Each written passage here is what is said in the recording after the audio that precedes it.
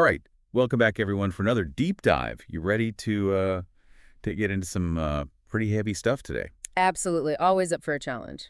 Well, today we're going to be talking about World War II Germany, and specifically about how some deeply divided religious groups were able to find unity in the midst of, just incredible pressure and persecution. Yeah, it's a remarkable It story. really is. We've got some excerpts from a text that not only kind of recounts this whole historical event, but also connects it to this bigger idea of Christian unity, which is, Uh, something that's obviously still super relevant today. right. So to kind of set the stage, we're talking about Nazi Germany. Hitler's in power, and he's trying to basically consolidate his control over everything, including religion.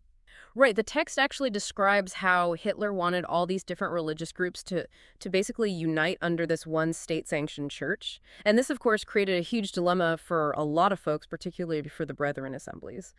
Yeah, I mean, talk about a tough spot, right? You've got this regime that's becoming increasingly oppressive, and you're forced to make this impossible choice to comply or resist. And the source tells us that these assemblies were literally split right down the middle. Exactly. It was about 50-50. Half of them chose to go along with it, hoping to protect themselves and their families. And then the other half said, no way, we're not going to compromise our convictions. And of course, those who resisted, well, they paid a very heavy price. Yeah, the text is really clear about that. A lot of those families who defied the Nazis, they ended up losing loved ones to the concentration camps. It's just a brutal reminder that this wasn't just some theoretical disagreement. It had real and devastating consequences. Absolutely. And even till the war ended, you might think things would start to heal, but that's not what happened, is it? Not at all. I mean, think about it. You've got these deep divisions, so much resentment. How do you even begin to rebuild trust after something like that? It's a question that I think we're still grappling with today in a lot of ways. But here's where this story gets really interesting, right? The source tells us that eventually a group of leaders from both sides of this divided community, they decide they've had enough. Yeah, they decide to come together. And it wasn't to debate theology or rehash all the pain of the past. They came together to pray and to really take a hard look at themselves. This retreat, it seems like it was a turning point, but honestly, the source is a little vague on the details. Can you shed some light on, what went on during those few days? Like, what kind of soul searching were these leaders actually doing?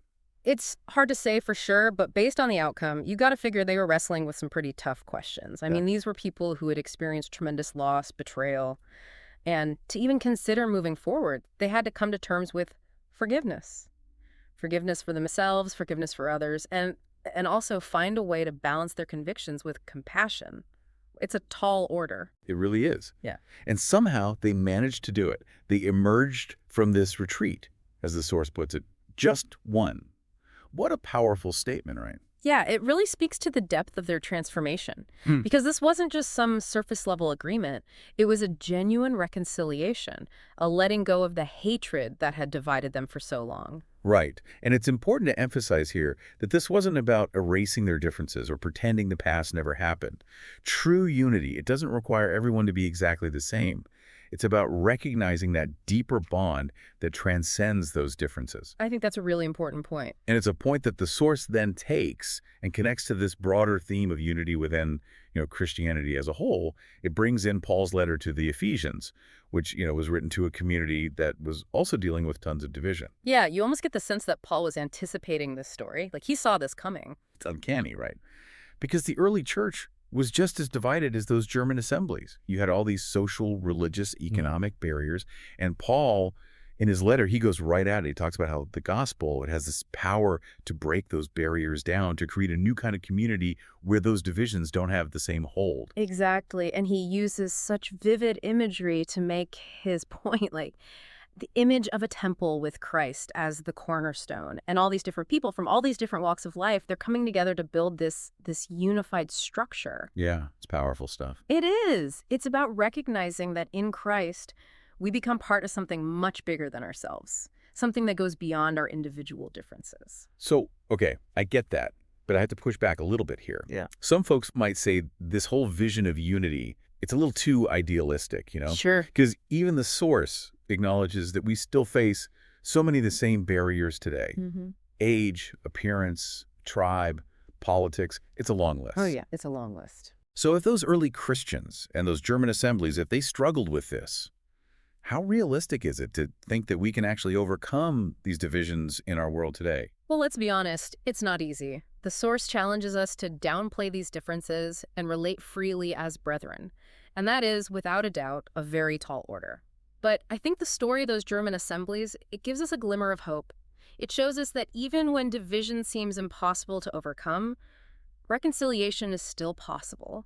It takes a willingness to look inside ourselves, to confront our own biases, and to really choose forgiveness and understanding over anger and resentment. And that's a choice each of us has to make, right? It's not something that just happens. Absolutely.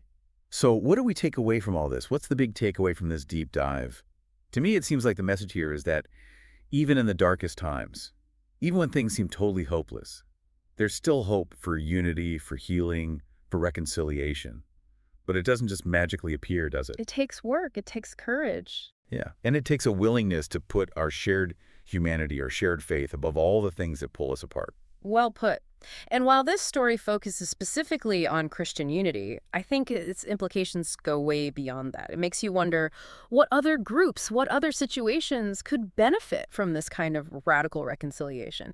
What walls could we be tearing down, not just in the world, but in our own lives, our own communities, if we really embrace this spirit of forgiveness and understanding?